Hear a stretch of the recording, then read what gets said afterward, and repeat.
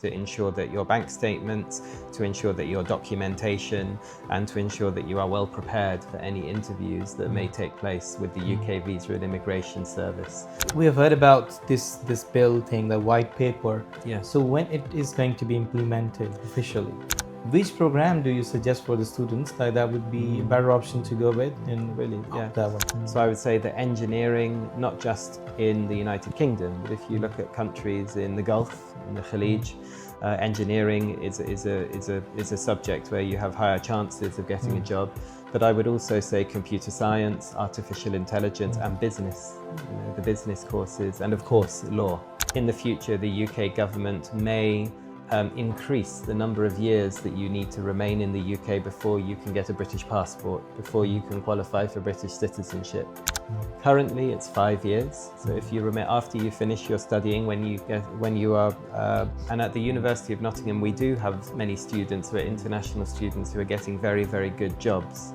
If you're under the age of 26 when you graduate, the salary threshold can be lower.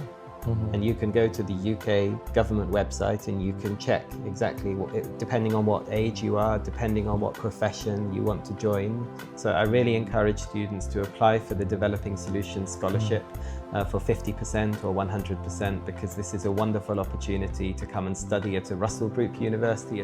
Okay, so there are opportunities after graduating. Yes. But what do you suggest, like, to enhance the visa application, if you can get us know about it? Absolutely. Well, I agree, Raja, that it is really important to focus on quality now. You know, research universities that are quality universities, either in their subject ranking, but in their overall ranking. And in terms of preparation for going to study in the UK, it's really important, I think, for students to be aware of the nature of the UKVI, that's UK Visa and Immigration interviews, which are taking place. I think students do need to be very well prepared for those interviews, and consultants like MR, of course, are able to advise students on the way to on those requirements, but also to ensure that your bank statements are fully compliant. Okay. You know, so talking with their family, or if they are a postgraduate student, funding their own studies, to ensure that your bank statements, to ensure that your documentation, and to ensure that you are well prepared for any interviews that may take place with the UK Visa and Immigration Service. I think they're my 3 best pieces of advice.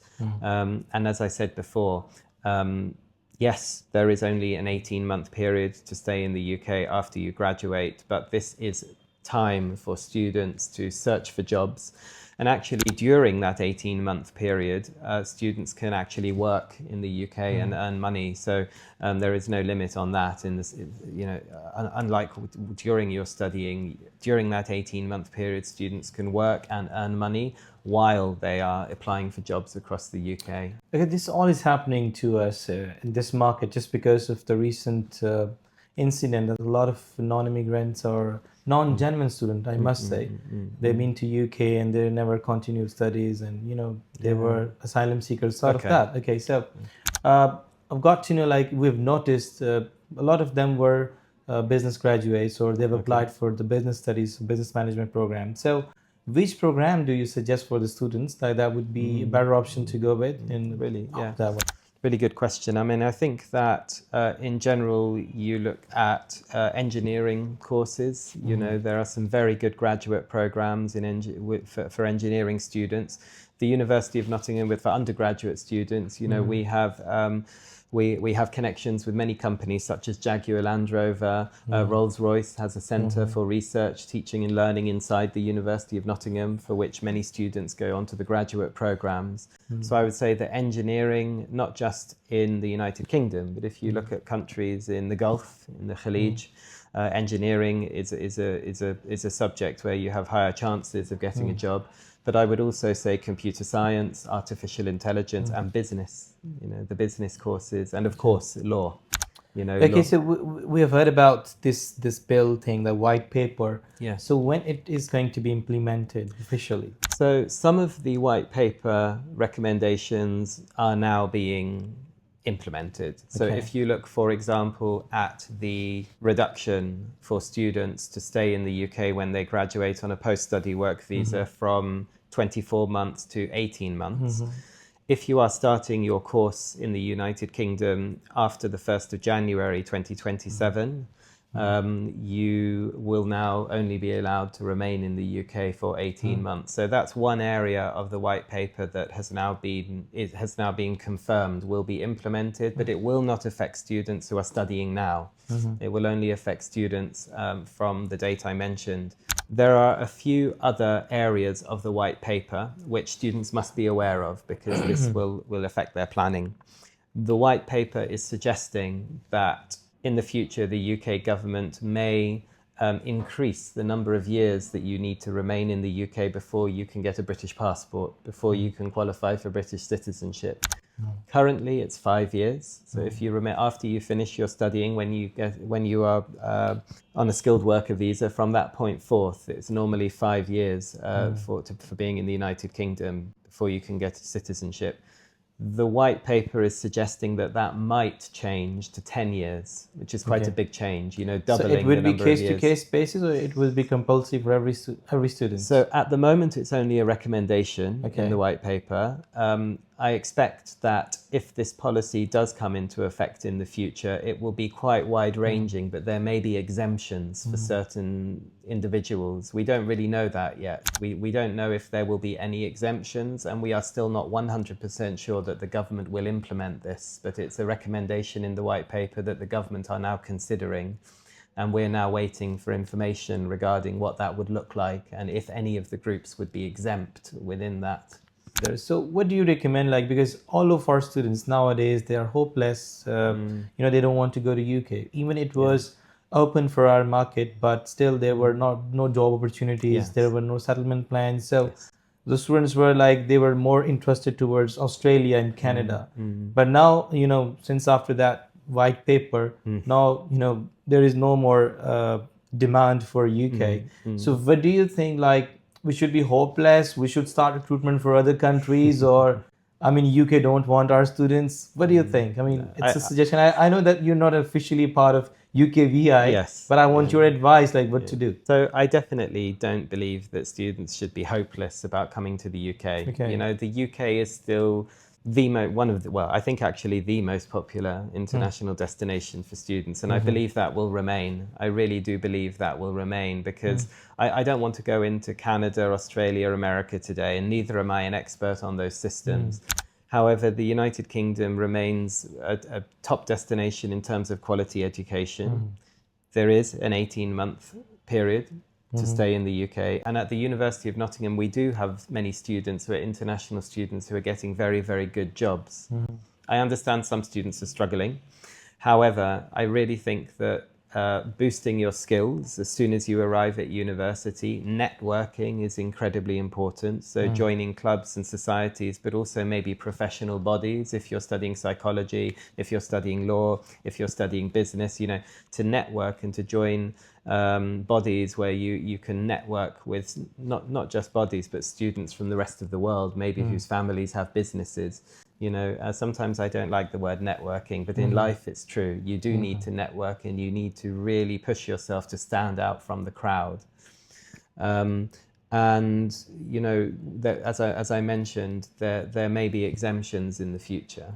And the salary thresholds for some students will actually be lower. So a lot of students, they read the new rules and they think that all students must have a minimum salary of 41,000 British pounds before they can get a skilled worker visa. Actually, that's not entirely correct. If you're under the age of 26 when you graduate, the salary threshold can be lower. And you can go to the UK government website and you can check exactly, depending on what age you are, depending on what profession you want to join. For example, if you want to become a retail manager on the skilled worker visa, my understanding is that the salary is lower. So there are several professions and exemptions if you want to be a teacher, for example. So there are many there are many jobs and categories of students that do not require the £41,000. It's a lower salary entrance scale to get the skilled worker visa. And of course, I would also say that the UK is a really attractive country if you're thinking of setting up a business. So it's quite easy to set up a business in the UK, actually. So if you are a business person, or maybe your family has a business and you're coming to do a master's degree in the UK, we have amazing business schools in the UK, but the University of Nottingham has this triple accredited business school with loads of career skill opportunities. So it's a very attractive country still if you want to set up a business. The regulations in the UK are often much easier than in other countries to set up a business. Yeah. All right, wonderful. Anything else you would like to add in this one?